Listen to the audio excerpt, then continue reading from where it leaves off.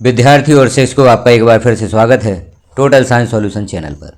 इस चैनल पर आप देखते हैं कक्षा 6वीं से 10वीं के विज्ञान के साथ सभी विषयों के प्रश्नों के उत्तर, महत्वपूर्ण पाठ्य सामग्री, महत्वपूर्ण वन लाइनर प्रश्नों की सीरीज यहाँ हम देख ही रहे हैं। अभी तक कक्षा 10वीं विज्ञान के पाठ 1 से 12 तक सभी पाठों के वन लाइनर यहाँ पर पब्लिश किए जा चुके हैं। महत्वपूर्ण प्रश्न यहाँ पर पब्लिश किए जा चुके हैं और पूर्व में हस्तलिखित नोट भी यहाँ पर पब्लिश किए जा चुके हैं और भी महत्वपूर्ण नोट्स यहाँ पर पब्लिश किए जा चुके हैं। बहुत सी अध्ययन सामग्री पूर्व में पब्लिश की जा चुकी है जो आपको सत्र 2025-26 में बोर्ड परीक्षा में उत्तीर्ण होने हेतु काफ़ी मदद करेगी। तो आप इन वीडियोज़ को अवश्य देखें, चैनल पर विजिट करें, शिक्षक भी विजिट करें, छात्र विजिट करें और शिक्षक यदि इन वीडियोज़ को प्राप्त करते हैं तो अपने छात्रों में भी शेयर कर सकते हैं ताकि छात्रों को यह लाभ प्राप्त हो सके और अपनी परीक्षा की तैयारी कर सकें। तो इस वीडियो में हम देखते हैं कक्षा 10वीं विज्ञान पाठ 13 के वन लाइनर प्रश्न, कुछ महत्वपूर्ण प्रश्न। हम देख रहे हैं कक्षा 10वीं का पाठ 13 हमारा पर्यावरण, इससे संबंधित महत्वपूर्ण प्रश्न, वन लाइनर प्रश्न यहाँ पर हम देखेंगे। प्रश्न पहला है, जैव निम्नीकरण पदार्थ हैं, इनमें से जैव निम्नीकरण पदार्थ यहाँ बताना है तो फलों के छिलके, केक एवं नींबू, यह सभी जैव निम्नीकरण पदार्थ हैं। प्रश्न दूसरा है, निम्नलिखित में से कौन पर्यावरण मित्र व्यवहार कहलाता है? बाजार जाते समय सामान के लिए कपड़े का थैला ले जाना, कार्य समाप्त हो जाने पर लाइट बंद कर देना, साइकिल से विद्यालय जाना या उपरोक्त सभी। तो इनमें से उपरोक्त सभी पर्यावरण मित्र व्यवहार कहलाते हैं। किसी पारितंत्र के घटक हैं उत्पादक, उपभोक्ता, अपघटक, उपरोक्त सभी। तो यह सभी पारितंत्र के घटक होते हैं। पारितंत्र के घटक उत्पादक, उपभोक्ता और अपघटक होते हैं।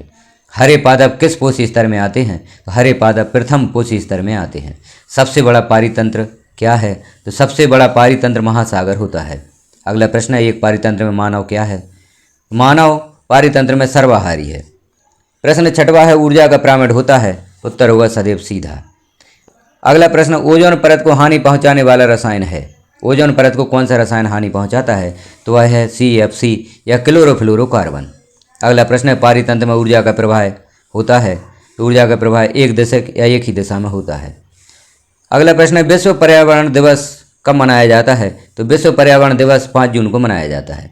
अगला प्रश्न है, विभिन्न जैविक स्तरों पर भाग लेने वाले जीवों की एक ऐसी श्रृंखला जिसमें एक जीव दूसरे को अपना आहार बनाता है कहलाती है? तो यह आहार श्रृंखला कहलाती है। अगला प्रश्न है, जीवाणु और कवक जैसे सूक्ष्मजीव क्या कहलाते हैं? तो जीवाणु और कवक जैसे सूक्ष्मजीव अपघटक कहलाते हैं। अगला प्रश्न, वर्षा के पानी को एकत्रित करना एवं इसे उपयोग में लाना क्या कहलाता है? तो यह वर्षा जल संग्रहण या वाटर हार्वेस्टिंग कहलाता है। अगला प्रश्न है, हरे पौधे कहलाते हैं? तो हरे पौधे उत्पादक कहलाते हैं। अगला प्रश्न है, एक पोषी स्तर से दूसरे पोषी स्तर के लिए ऊर्जा का स्थानांतरण का प्रतिशत क्या होता है? यह होता है 10%। एक पोषी स्तर से दूसरे पोषी स्तर के लिए ऊर्जा का स्थानांतरण 10% होता है। अगला प्रश्न है, संपूर्ण विश्व में मनुष्य के क्रियाकलापों से वातावरण का तापमान बढ़ने की घटना क्या कहलाती है? तो इसे ग्लोबल वार्मिंग कहते हैं। जो मानव क्रियाकलाप है उनसे वातावरण का तापमान बढ़ रहा है, यह घटना ग्लोबल वार्मिंग कहलाती है। अगला प्रश्न है, खाद्य जाल किसे कहते हैं? उत्तर होगा, अनेक खाद्य श्रृंखलाएं परस्पर मिलकर जटिल खाद्य जाल का निर्माण करती हैं। अगला प्रश्न है, पौधे अपना भोजन किस प्रक्रिया द्वारा बनाते हैं? तो पौधे अपना भोजन प्रकाश संश्लेषण प्रक्रिया द्वारा बनाते हैं। अगला प्रश्न है, जो पदार्थ सूक्ष्म जीवन द्वारा अपघटित होते हैं क्या कहलाते हैं? तो सूक्ष्म जीवन द्वारा अपघटित होने वाले पदार्थ जैव निम्नीकरण पदार्थ कहलाते हैं। जो पदार्थ सूक्ष्म जीवन द्वारा अपघटित नहीं होते हैं वह क्या कहलाते हैं? तो वह पदार्थ अजैव निम्नीकरण पदार्थ कहलाते हैं। अगला प्रश्न है, अपशिष्ट किन्हें कहते हैं? तो उपयोग के उपरांत त्यागा गया पदार्थ जो वातावरण को प्रदूषित करता है अपशिष्ट कहलाता है। पोषण के आधार पर उपभोक्ताओं को कितने वर्गों में बांटा गया है? अगला प्रश्न है, तो उपभोक्ताओं को 3 वर्गों में बांटा गया है, शाकाहारी, मांसाहारी और सर्वाहारी। जो सिर्फ शाकाहार करते हैं या पेड़ पौधों से अपना भोजन प्राप्त करते हैं वह शाकाहारी कहलाते हैं और जो जीव जंतुओं से अपना भोजन प्राप्त करते हैं वो मांसाहारी कहलाते हैं और जो पेड़ पौधों से और जीव जंतुओं दोनों से अपना भोजन प्राप्त करते हैं वह सर्वाहारी कहलाते हैं। ओजोन परत में छिद्र सबसे पहले कहाँ देखा गया? तो अंटार्कटिका में 1985 में ओजोन परत में सबसे पहले छिद्र देखा गया। ग्लोबल वार्मिंग के कोई 2 कारण लिखिए। ग्लोबल वार्मिंग के कारण यहाँ पर दिए गए हैं, वृक्षों की अत्यधिक कटाई से वातावरण में कार्बन डाइऑक्साइड गैस की वृद्धि, जीवाश्म ईंधनों के दहन से उत्पन्न कार्बन डाइऑक्साइड एवं कार्बन मोनोऑक्साइड गैसों की मात्रा में वृद्धि, एरोसोल जैसे CFCs का AC व रेफ्रिजरेशन में उपयोग। आगे हम देखते हैं पर्यावरणीय प्रदूषक, जो पदार्थ पर्यावरण को दूषित करते हैं पर्यावरणीय प्रदूषक कहलाते हैं। 3 अजैव निम्नीकरण प्रदूषक हैं प्लास्टिक, पॉलीथीन और कृषि रसायन। प्रश्न 25वां है जैव निम्नीकरण प्रदूषक और अजैव निम्नीकरण प्रदूषकों में उदाहरण सहित निम्नलिखित अंतर यहाँ पर बताए गए हैं। अंतर लिखिए, इस प्रश्न को हम कह सकते हैं। तो अंतर देखते हैं जैव निम्नीकरण प्रदूषक और अजैव निम्नीकरण प्रदूषक में। जैव निम्नीकरण प्रदूषक ये सूक्ष्म जीवन द्वारा आसानी से अपघटित होकर सरल अकार्बनिक पदार्थों में बदल जाते हैं। इनका उदाहरण है जंतु एवं वनस्पति अपशिष्ट व अवशेष। और अजैव निम्नीकरण प्रदूषक हैं ये वे पदार्थ होते हैं जो अपघटित नहीं होते, वह लंबे समय तक प्रकृति में बने रहकर पर्यावरण को हानि पहुंचाते हैं, जैसे पॉलीथीन, प्लास्टिक आदि। खाद्य श्रृंखला व खाद्य जाल में अंतर लिखिए। अगला प्रश्न है तो इनमें हम अंतर देखते हैं खाद्य श्रृंखला और खाद्य जाल में। तो खाद्य श्रृंखला उत्पादक व उपभोक्ता के मध्य पोषण संबंध का प्रदर्शन करती है, जबकि खाद्य जाल अनेक खाद्य श्रृंखलाओं के परस्पर मिलने से खाद्य जाल बनता है। खाद्य श्रृंखला में जीव संख्या कम होती है, जबकि खाद्य जाल में जीव संख्या अधिक होती है। खाद्य श्रृंखला ऊर्जा प्रवाह एक दिशीय होता है खाद्य श्रृंखला में, और खाद्य जाल में ऊर्जा प्रवाह एक दिशीय परंतु साथ साथ बहुपथीय होता है। अम्ल वर्षा क्या होती है अगला हम देखते हैं। तो वायुमंडल में सल्फर और नाइट्रोजन के ऑक्साइड व अन्य गैसें वर्षा जल के साथ क्रिया करके अम्ल रूप में बरसते हैं तो उसे अम्ल वर्षा कहते हैं। अगला प्रश्न है वे जीव जो उत्पादक द्वारा उत्पादित भोजन पर प्रत्यक्ष अथवा परोक्ष रूप से निर्भर करते हैं उन्हें क्या कहते हैं। तो इसका उत्तर होगा उपभोक्ता कहते हैं। अगला प्रश्न है वे जीव जो जटिल कार्बनिक पदार्थों को सरल कार्बनिक पदार्थों में बदल देते हैं उन्हें क्या कहते हैं। तो ऐसे जीवों को अपघटक कहते हैं। जीवाणु व कवक किसका उदाहरण है। तो जीवाणु व कवक अपघटक का उदाहरण है। अगला प्रश्न स्थलीय पारितंत्र में हरे पौधे की पत्तियों द्वारा प्राप्त होने वाली सौर ऊर्जा का कितना प्रतिशत भाग खाद्य ऊर्जा में परिवर्तित होता है। तो यह होता है 1%। पारितंत्र में हरे पौधे की पत्तियों द्वारा प्राप्त होने वाली सौर ऊर्जा का 1% भाग खाद्य ऊर्जा में परिवर्तित होता है। एक पोषक स्तर से दूसरे पोषक स्तर तक कार्बनिक पदार्थों की कितनी मात्रा अलग स्तर तक पहुंचती है। तो यह 10%। इसका उत्तर जो होगा वह 10% होगा, अर्थात एक पोषक स्तर से दूसरे पोषक स्तर तक कार्बनिक पदार्थों की 10% मात्रा अलग स्तर तक पहुंचती है। अगला प्रश्न किस पोषक स्तर के बाद उपयोगी ऊर्जा की मात्रा बहुत कम हो जाती है। तो चौथे पोषक स्तर के बाद उपयोगी ऊर्जा की मात्रा बहुत कम हो जाती है। आगे देखेंगे हम जीवों के मध्य जब आहार श्रृंखला शाखान्वित होकर एक जाल बनाती है तो उसे आहार जाल या खाद्य जाल कहते हैं।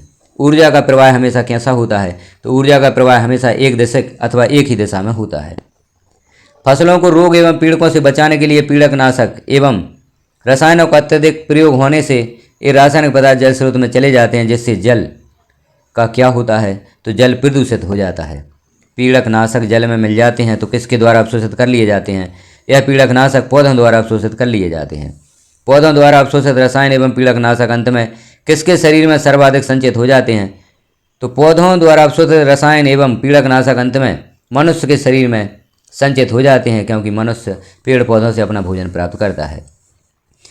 अगला प्रश्न है मनुष्य के शरीर में सर्वाधिक रसायनों एवं पीड़कनाशक को संचित होना क्या कहलाता है। तो यह जैव आवर्धन कहलाता है। जो पीड़कनाशक हैं हानिकारक रसायन है मनुष्य के अंदर संचित होते रहते हैं, इनका संचित होना जैव आवर्धन कहलाता है। अगला प्रश्न है ओजोन का क्या कार्य है। ओजोन का कार्य है पराबैंगनी किरणों से रक्षा करना। O3 या ओजोन का निर्माण कैसे होता है।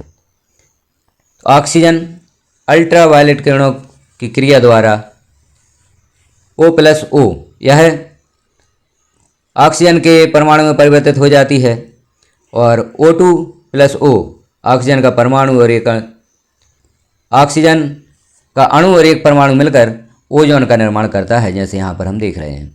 अगला प्रश्न है 1980 से वायुमंडल में ओजोन की मात्रा में तीव्रता से गिरावट का कारण क्या है। तो इसका मुख्य कारण है CFC या क्लोरोफ्लोरोकार्बन। CFC का उपयोग कहाँ करते हैं। रेफ्रिजरेटर एवं अग्निशमन में CFC या कार्बन फ्लोरोकार्बन का उपयोग करते हैं। CFC रहित रेफ्रिजरेटर किस सन से बनना शुरू हुए हैं। तो 1987 के बाद बनना शुरू हुए हैं। ऊर्जा का मात्रक क्या होता है। ऊर्जा का मात्रक जूल होता है। शक्ति का सूत्र क्या होता है। तो शक्ति बराबर होता है ऊर्जा बटे समय। शक्ति का मात्रक ऊर्जा का मात्रक बटे समय का मात्रक अर्थात जूल बटे समय या जूल प्रति सेकंड होता है। जूल प्रति सेकंड को वैज्ञानिक जेम्स वाट के सम्मान में वाट भी कहते हैं। शक्ति का बड़ा मात्रक किलोवाट। 1 किलोवाट बराबर 1000 वाट होता है। ऊर्जा का मात्रक जूल बहुत छोटा मात्रक है तथा शक्ति के सूत्र की सहायता से ऊर्जा का बड़ा मात्रक प्राप्त किया जाता है।